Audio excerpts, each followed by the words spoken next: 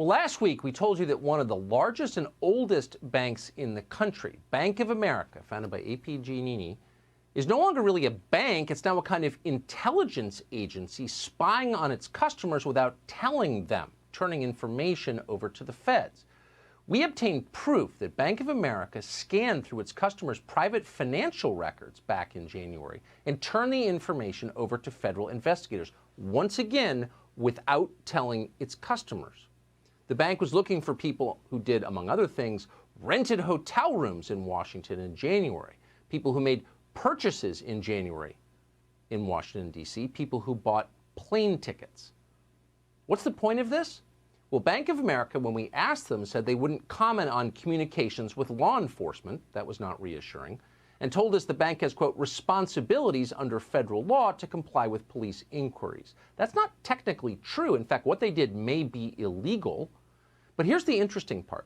Since our story aired last week, Bank of America has not provided any further explanation for the spying we know they did on their own customers for political reasons.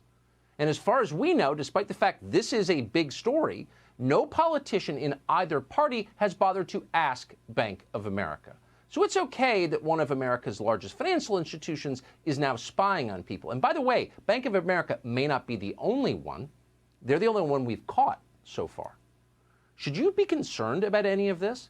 Victor Davis Hanson is a fellow at the Hoover Institution. He's thought about this subject fairly deeply and joins us tonight. Professor, thanks a lot for coming on. Should we be worried about this, that Bank of America is spying on its customers? Yeah, because it suggests the quietude might reflect that there are other people doing it more than we're aware of. And it's sort of also disturbing because we always thought that the corporation, the financial institution, was wary of the left and it wanted to be bipartisan in its consumer base. But when it starts to help an investigation of a particular ideological or perceived ideology, then it's kind of scary. Remember Tim Cook at Apple during the 2015 San Bernardino shooting, the deceased shooter who killed 14 Americans, radical Islamist terrorists.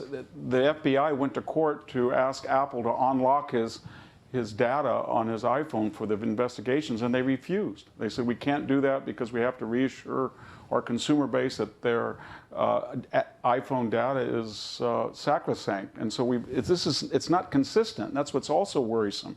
Do they pick some groups to spy on or surveil or turn over their private data and not groups? We need to know that. And I think it's kind of scary, Tucker, because in this huge octopus that we're facing now of Silicon Valley, traditional media, social media, professional sports, entertainment, Hollywood, we always thought the corporation or the financial institution was wary of surveillance or the left because it was afraid of, the impairment of free market capitalism. But when you start to have the corporate boardroom or the financial institution giving the impression that it might have an ideological basis for some of its investigations, that's pretty scary, and it shows you that wokeness is, if that's the right term, is everywhere now. Every institution of power and influence in American society. This investigation is transparently political, of course.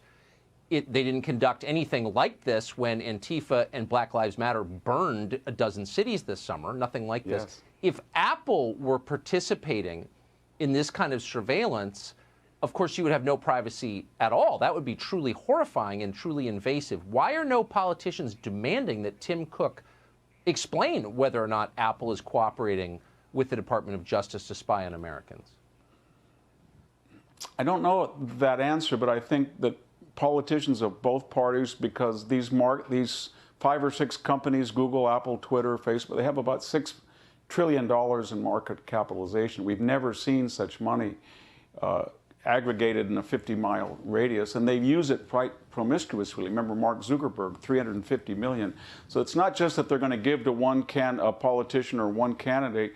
They have the means to alter an election by getting out the vote or giving money to government officials in a particular precinct. I think people are having an ad campaign or helping to spend $100 million in Georgia. I think people are frightened of them. And they also, maybe to give Tim Cook the benefit of the doubt, he's on record that Apple would never do that because he resisted the demands of his own government that was investigating a mass murder and a radical Islamist ideology. And would he be, what, tough on the FBI that was investigating mass murder and not so tough on people who, you know, went into the Capitol, although there were 5 people killed? So I don't know the answer, but I'm very worried, because I think that the average citizen looks around at this panopticon and use Facebook, do Twitter, turn on the NBA, you know, look at your investments,